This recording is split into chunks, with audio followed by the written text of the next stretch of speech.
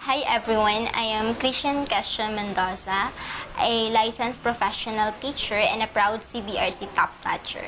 And I am going to rationalize the summative examination for professional education. So let us begin with number 1.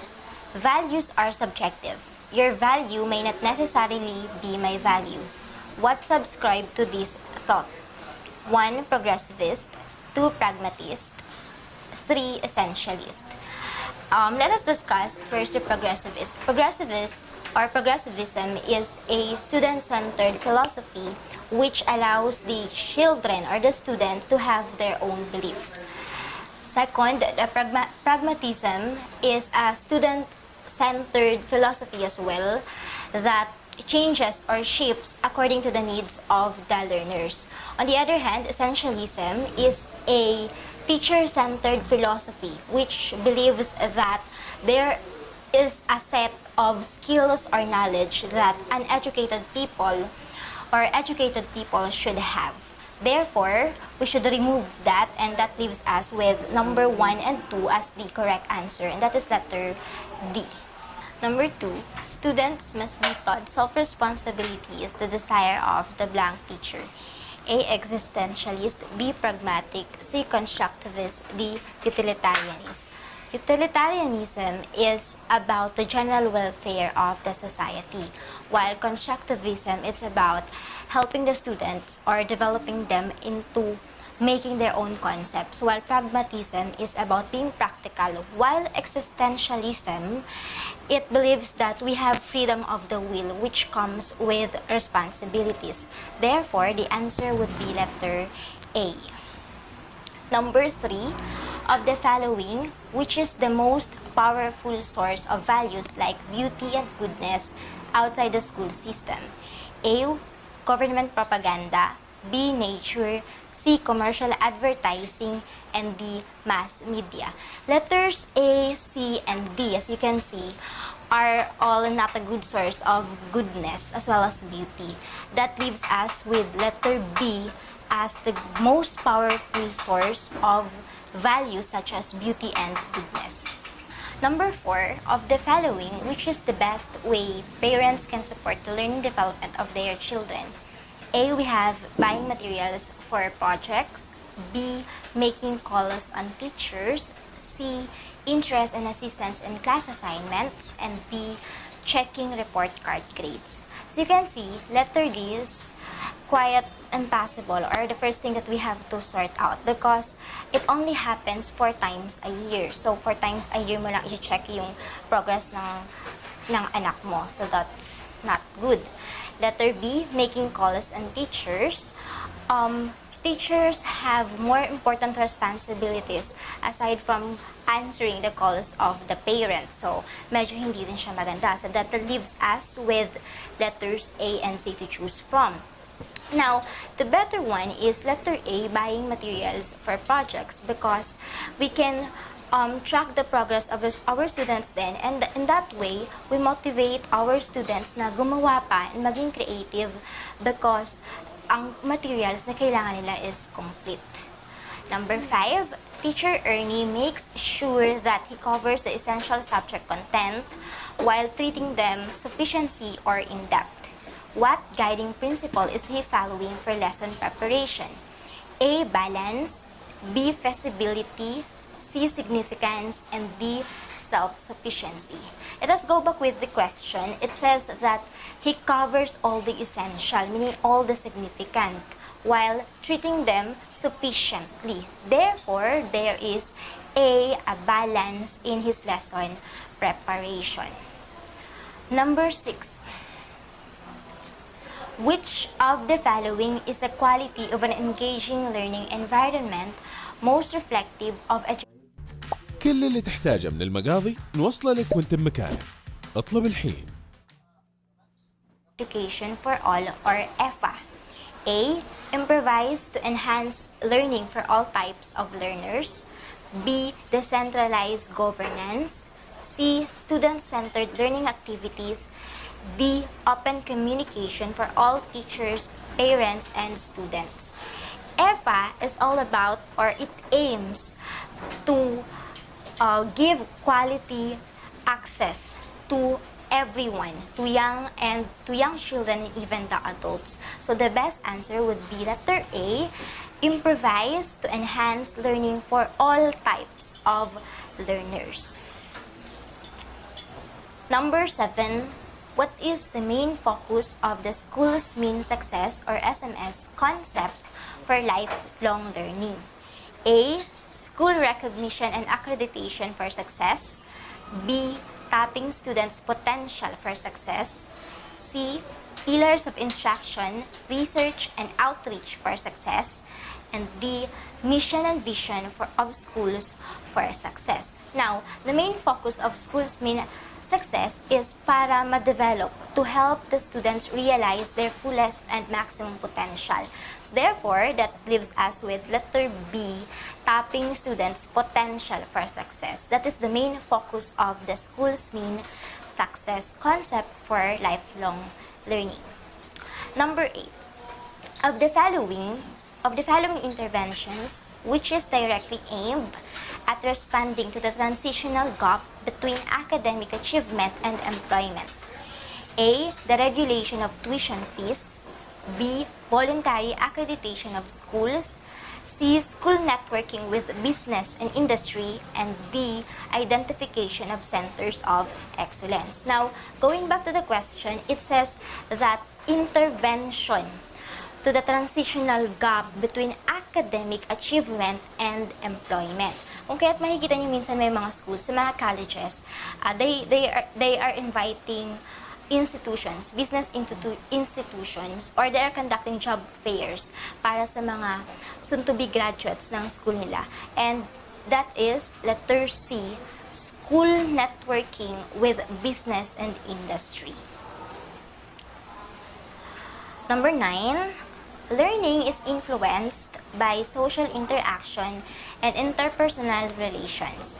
What must a teacher do?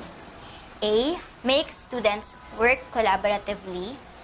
B, motivate the students to reflect on how they learn. C, make the students feel good about themselves. And D, give more independent study. Ang unang-unang pwede nating tanggalin is letter C, because that is a no-no. We should not make our students or help them feel good about themselves. And letter B and letter D, on the other hand, is about independent learning. And going back to the question, it says social interaction and interpersonal relations. So that is letter A. The teacher must make the students work collaboratively. Number 10, which of the following refer to teamwork among teachers in classroom teaching? That is teamwork among teachers in classroom teaching. A, we have peer evaluation. B, peer teaching. C, peer discussion. And D, peer assessment. Teamwork among teachers in classroom setting, that would be peer teaching. Number 11, which Republic Act provides government assistance to students and teachers in private education? We have A, RA 7784. That Republic Act is actually the act responsible for the creation of the centers of excellence in the country. While letter B, we have RA 7836. That is the act that prescribe the licensure examination for teachers. And then we have letter D, RA 6675. That is the act that has something to do with medicine and drugs and their generic names. So the act that provides government assistance to private education is actually letter C, RA 6728. Number 12, the constitutional provision on language has the following aims except A, to make the regional dialect as auxiliary media of instructions in regional school. B, to maintain English as a second language. C, to to make Filipino the sole medium of instruction. D. To make Filipino the national language and medium of instruction and communication. The exception there is letter C. And what makes it wrong is actually the word sole medium of instruction. Number 13. The full or partial integration of capable deaf and blind students in the classroom is stated in which of the following constitutional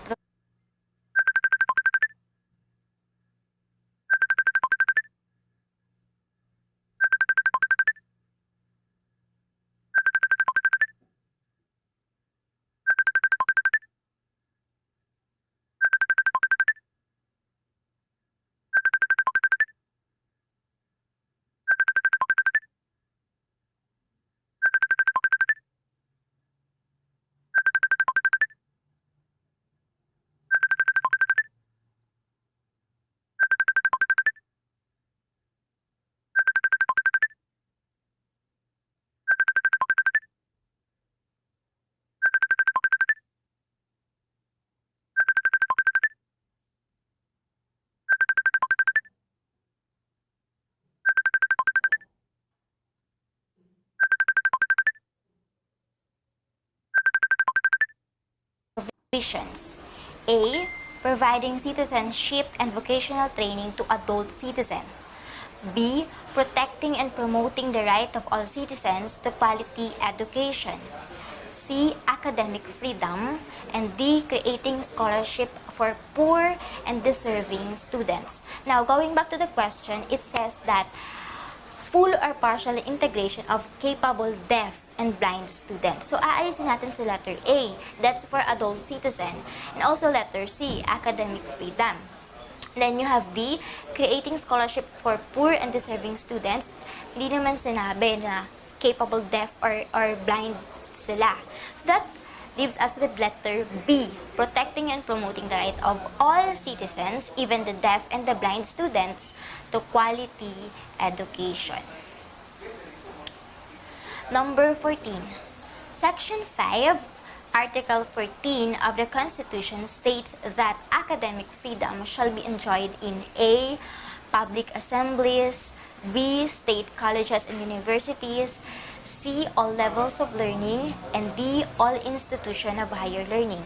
Now, let us talk about academic freedom. Academic freedom, it is, for example, yung mga estudyante sa college, they have the right to choose kung anong subject ang kukunin nila for a certain semester, kung anong block sila, and kung sino yung magiging teacher nila. Ganon. And ang academic freedom is para sa colleges, universities, conservatories, seminaries, and other higher institutions, kahit yung mga vocational schools, as long as it offers certification and higher degree. So, the answer here would be letter D, all institution of higher learning. Kasi nga kasama yung mga seminaries and such. Pero kung wala yan, the answer would be letter B, state colleges and universities. Number 15. In the preamble of the Code of Ethics of Professional Teachers, all of the following are true about teachers except A. Duly licensed professionals, B. Possess dignity and reputation, C. Let passers, and D. With high moral values. Kung babalikan natin ang Code of Ethics or ang preamble ng Code of Ethics for professional teachers, hindi doon nakasaad that a professional teacher must be a let passer. That is why meron tayong mga para-teachers, right? They are not yet passer of the licensure examination for teacher, but they are considered as teachers. They are teaching already. Number 16. A teacher discovers that the product of a certain bottling company brings about damage to teeth. Much as he wants to share the products of his research, he could not because of harassment from all sides. Which teacher's right is violated? A. Right to property, B. Right to one's honor, C. Academic freedom. D. Right to make a livelihood. Ang unang-unang matatanggal natin dyan is letter A, right to property, because wala namang property na binanggit. And then letter D, right to make a livelihood. Hindi naman ginagawang hanap buhay ng teacher ang pag-make ng research. Now we have letter B and C to choose from. But what is actually violated here is the right of the teacher to disclose the result or the information that he has gathered based on his research. And that includes in his academic freedom. That is letter C. Number 17, we have the main function of a philosophy of education is to A. Aid the learner to build his own personal philosophy.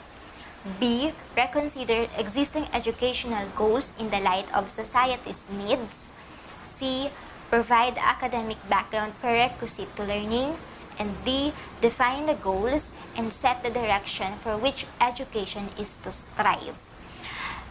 Philosophies such as essentialism, pragmatism, idealism, and marami pang ism, ang main goal lang naman nila, kahit student-centered man sila or learner-centered, ay parang mga estudyante ay matuto. And that is letter D.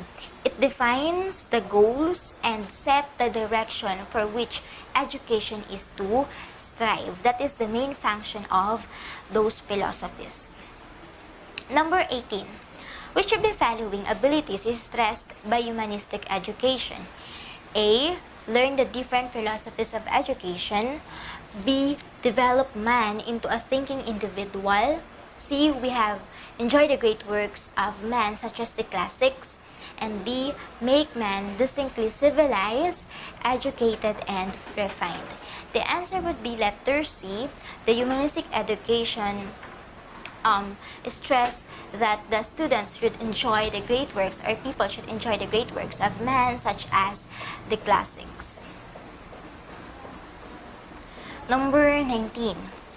Who among the following emphasize the processes of experience and problem solving? He is the one who says that or stress the importance of experience. A. We have Dewey. B. Hegel. C. Aristotle, and D. Plato. And the correct answer would be letter A.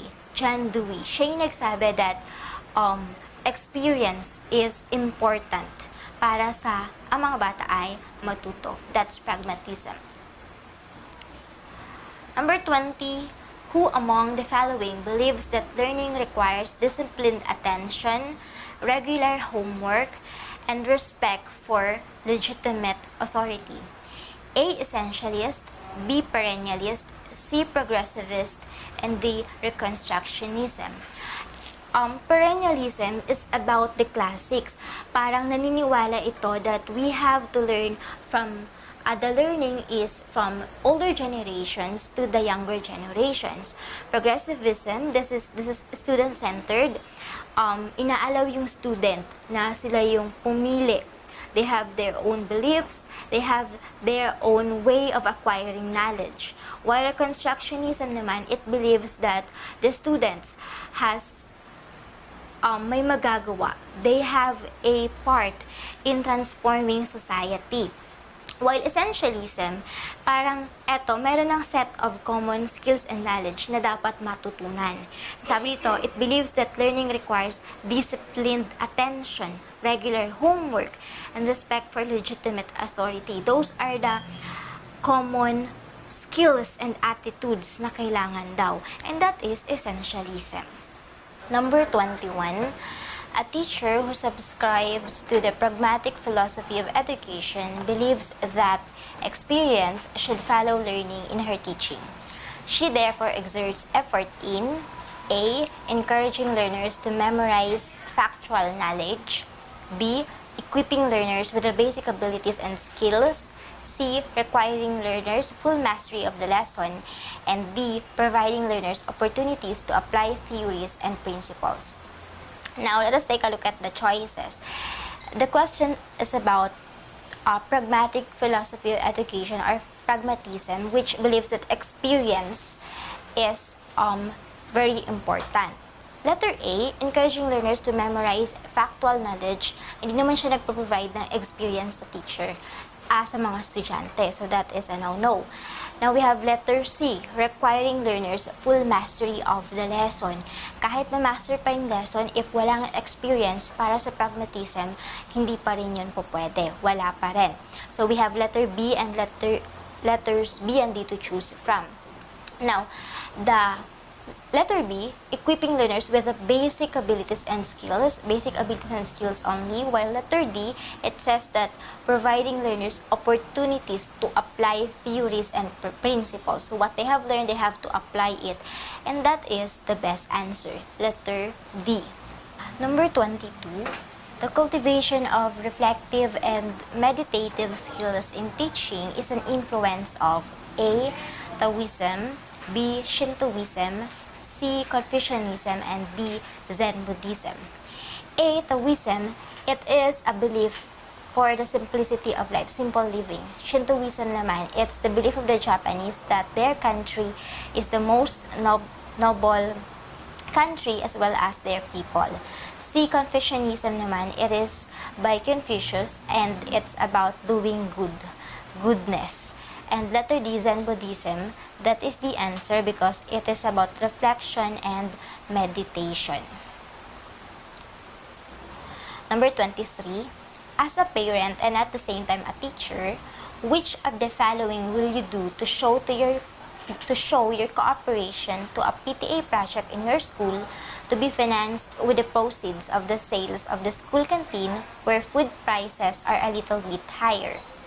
A, bring food for you and your children, but always make it a point to buy in the school canteen.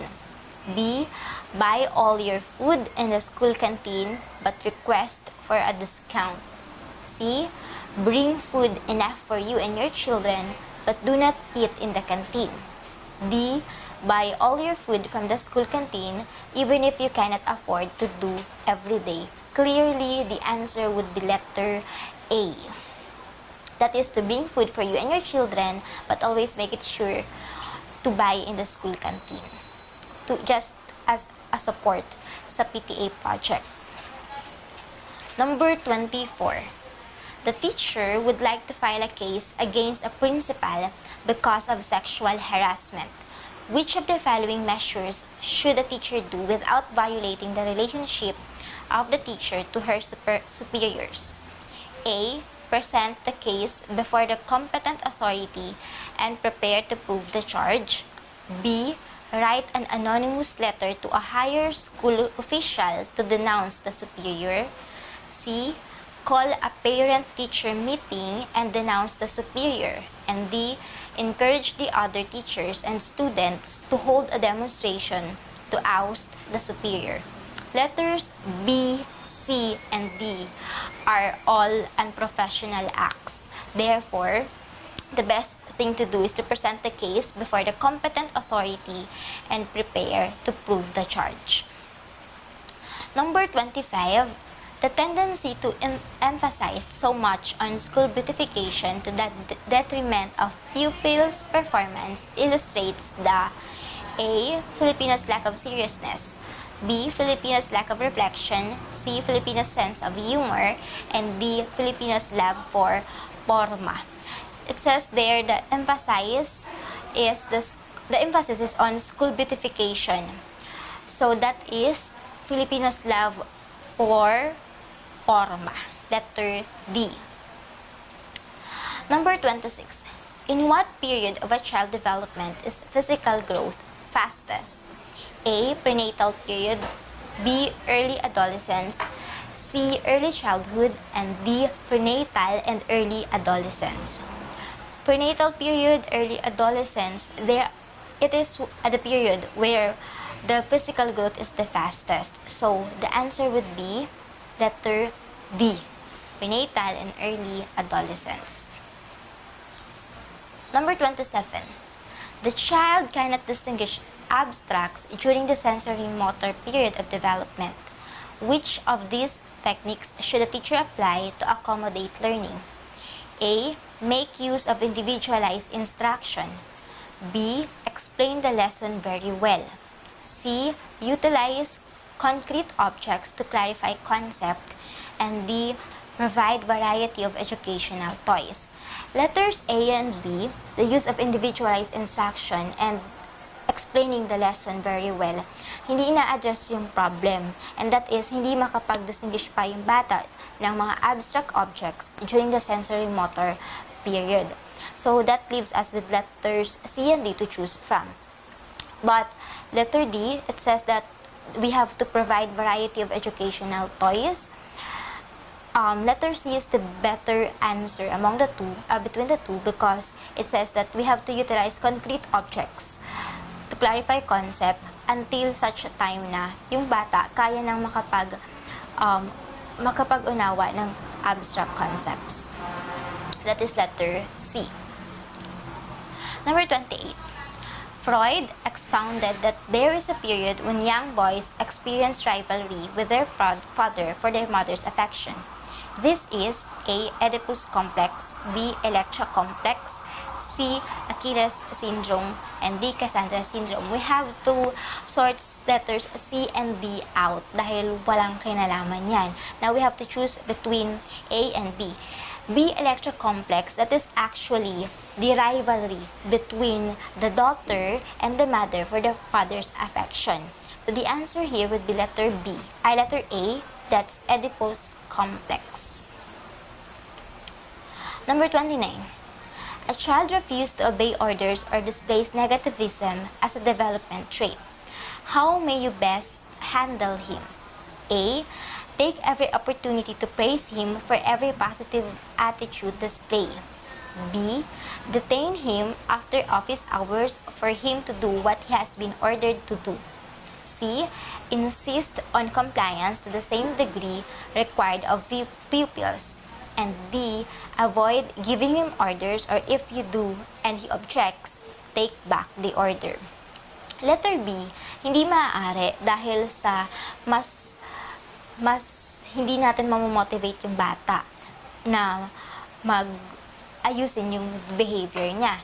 Letter D naman, parang tolerance ito dun sa ugali ng bata. So we have letters A and C to choose from. But the best is letter A. We have to take every opportunity to praise him for every positive attitude display so that mamotivate siya na positive behavior yung gawin niya.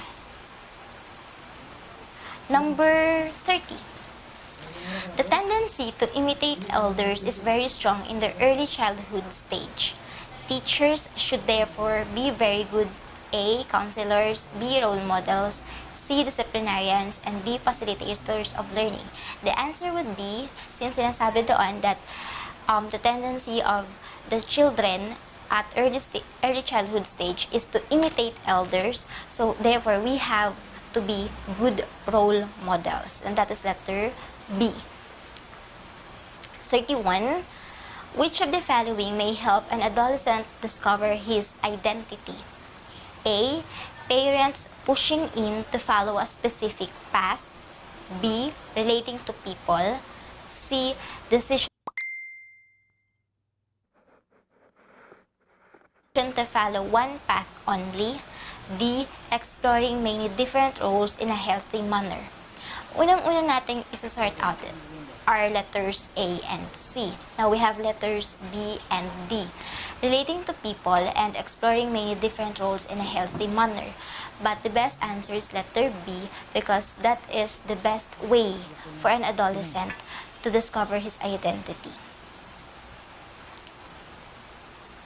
Number 32. Social development means the acquisition of the ability to behave in accordance with A. Social expectation, B. Stereotypes behavior, C. Social insight, and D. Universal norms. The best answer is letter A. To behave in accordance with what the society expects. Number 33. The way a child talks, walks, gestures may have been learned from models he have been exposed. This explains A. Affective, B. Social, C. Insight, D. Cognitive. the way child talks, walks, and gestures may have been learned from models he have been exposed. Therefore, that is social. Letter B. Number 34, a student collapsed in her social studies class. It was found out that he did not eat her lunch. What principle is shown in the situation? A. Psychological need. B. Physiological need. C. Somatotonic. And D. Safety need. It was stated that the student did not eat his lunch. That is why he collapsed in his class. So that is physiological need, the basic needs of human according to Abraham Maslow. Number 35. A student strives to work at a given task because of a need. Which of the following situations can make a student strive to meet his needs? A. Minimize the unpleasant consequences of student involvement. B. Utilize your own opinion as teacher in making final decisions in the classroom. C. Use unfamiliar materials as examples in order to initially arouse their curiosity. And D. Ask pupils to submit test questions or reactions from which you can select topics. The first option that we have to sort out is letter B. That is not student-centered. So, hindi rin motivate yung mga estudyante. Then we have letter D, ask pupils to submit test questions or reactions from which you can select topics. Teacher pa rin doon yung masusunod kung ano yung pipiliin niya. Now we have letters A and C. Letter C, use unfamiliar materials as examples in order to initially arouse their curiosity, but it may lead to disappointment kapag hindi naayos ng estudyante because the materials nga are unfamiliar para sa kanya.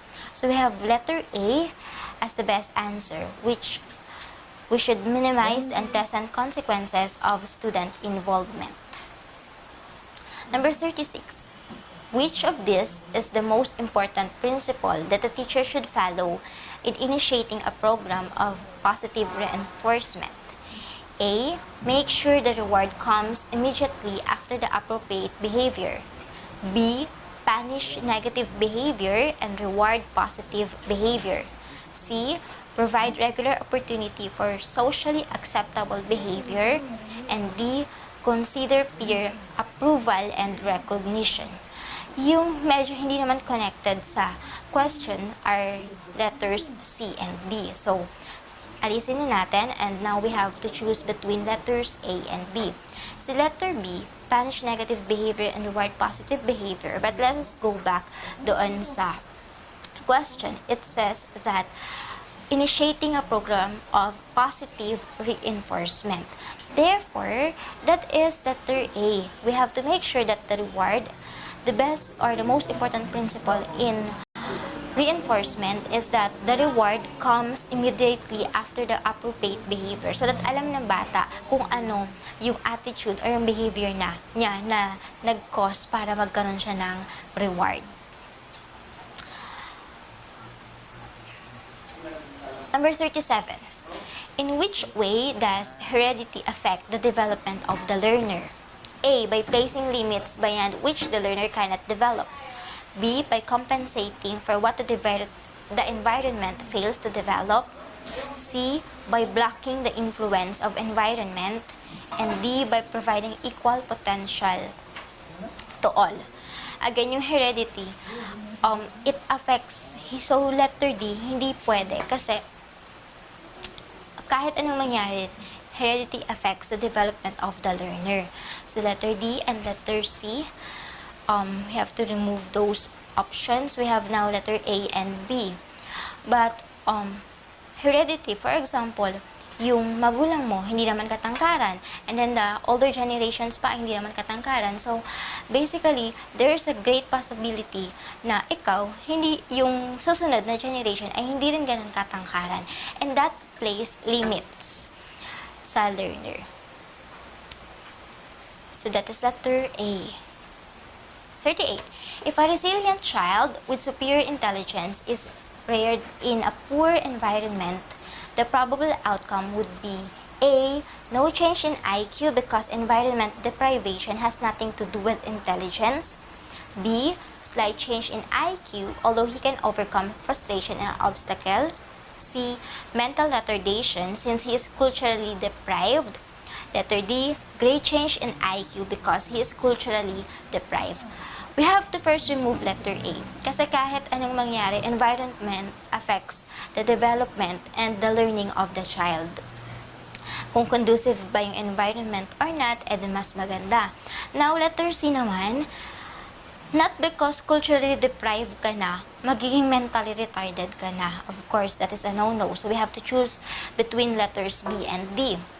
Letter D, sinasabi, great change in IQ. But let's go back to the question. It says that the child is resilient and he has superior intelligence. Kaya lang, he is from a poor environment. So therefore, that there would only be slight change in his IQ, although he can overcome frustration and obstacle. Number 39. You are assigned to teach students with varied abilities. You want to teach a more homogeneous grouping. Which type of grouping will tend to benefit your students? A. Mixed ability grouping. B. Low ability grouping. C. Within class ability grouping. And D. High ability grouping. Homo yung group na kailangan na gusto ng teacher. So therefore, hindi pwede si mixed ability grouping. Now, among B, C, and D, the best answer is letter C, within class ability grouping. Number 40.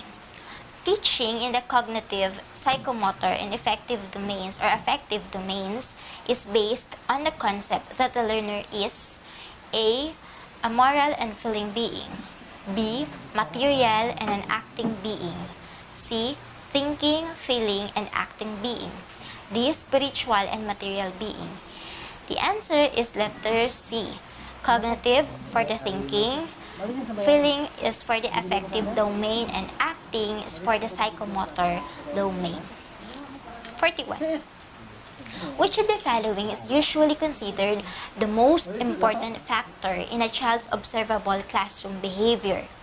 A. Intelligence, B. Heredity, C. Self-concept, D. Cultural background. Yung mga attitude ng bata, bago yan dinala sa classroom, nakuha na yun nila sa upbringing, sa pagpapalaki sa kanila. And that includes cultural background ng mga estudyante.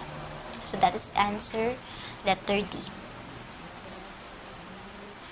42.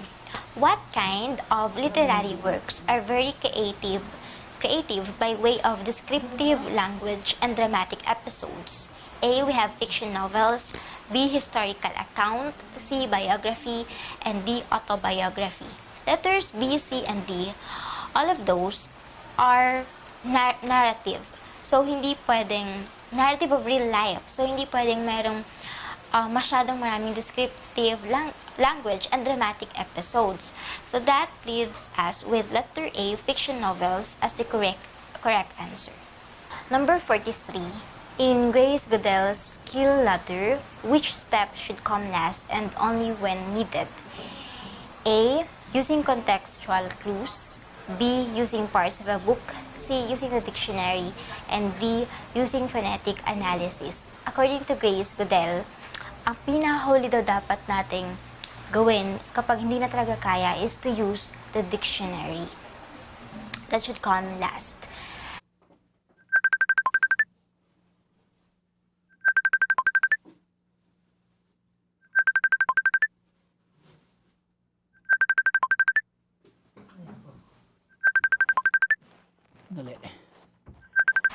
Number 44.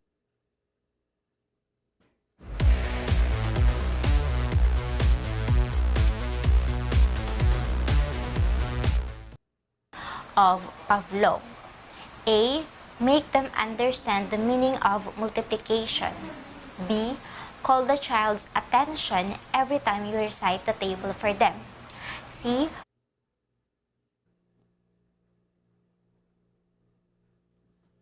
we have model recitation of the table of multiplication, and D, reward the child with a candy for every correct recitation. Pavlov's theory is the classical conditioning. Letter D, that is reward, and that is not about classical conditioning. That's not what classical conditioning is all about. Letter C, model recitation, that is social learning. Then we have letter A, make them understand the meaning of multiplication, that is cognitive. So that leaves us with letter B, that is an example of classical conditioning. We have to call the child's attention every time they recite the table. That is letter B. Number 45. In Piaget's stages of cognitive development, what is the preschool age in which a child's intelligence is intuitive, able to make mental representation, and close the use of symbols? A, formal operational stage. B, concrete operational stage. C, sensory motor stage. And D, pre-operational stage. Going back to the question, it says that what is the preschool age? Therefore, that is the pre-operational stage of development. And that is letter D, in which symbolic function ages 2 to 7 years old, in which the ability of the child is to represent objects and events. A symbol is a thing that represents something else for them. Number 46. In Piaget's concrete operational stage in cognitive development, which refers to the ability to order or arrange things logically on dimensions such as weight, volume, or size. A, conservation. B, reversibility. C, decentering. D, seriation. Conservation, it is the ability or the realization of the children that objects remain the same even if they made to look different. Decentering naman, it is their ability to view objects on different classification. And D, seriation, it is the ability to arrange things logically. So the answer is letter D. 47. In Piaget's concrete operational stage in cognitive development, which refers to the ability of the child to perceive different features of objects and situations, such as toughness in stone, elasticity in rubber, and etc. A, we have decentering. B, seriation. C, reversibility. And D, conservation. Those are the example of decentering. Letter A. Number 48. In Piaget's formal operation stage in cognitive development, which of the following is not among the characteristics of the child's thinking ability? Formal operational stage. A, logical thinking. B, abstract problem solving. C, hypothesis making. And D, knowing properties. A, B, and C are all characteristics of a child in a formal operational stage. Now, that leaves us with letter D, characteristic to ng child doon sa mga early stages of development nila. So that is the exception. Number 49. Following Kohlberg's theory of moral development, what is the moral reasoning or perspective of Joy, who allows her classmate to copy her test work so that she will be her friend? A, social approval. B, punishment stage. C, obedience stage. D, law and order. Again, the stem of the question says that Joy allows her classmate to copy her test work so that gawin siyang friend ng classmate niya. Therefore, that is a manifestation of social approval stage. Letter A. Number 50. Among the following questions, which is not applicable to metacognition? Metacognition is a thinking about thinking. So we have A, how will I know if I am learning at an appropriate rate? B, did I understand what I just hear, read, or saw? C, do I know what I need to know? And D, what factual information have I retained? Letters A, B, and C are all higher order thinking skills kind of question. They are HATS question.